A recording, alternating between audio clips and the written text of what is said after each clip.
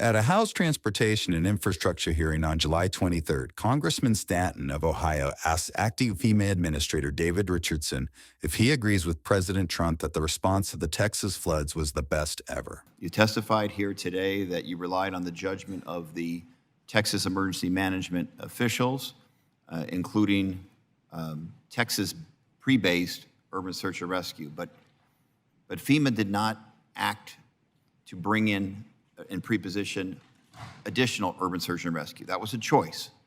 The choice was made not to pre-position those additional search and rescue.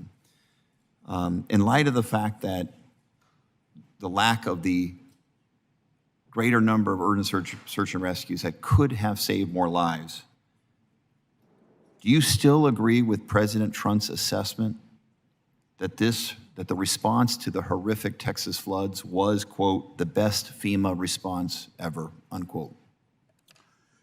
The response in Texas, which was community-led, state-managed and federal supported, brought the maximum amount of capability to bear in Texas at the right time and the right place.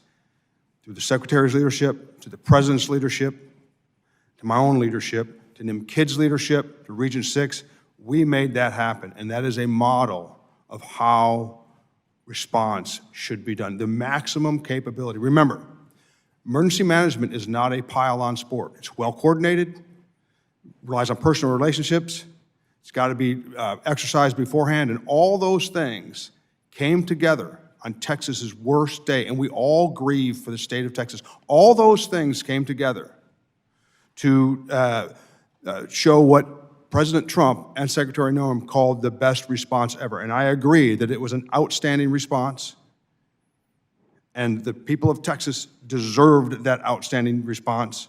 And Texas emergency managers, Region 6, all did an outstanding job.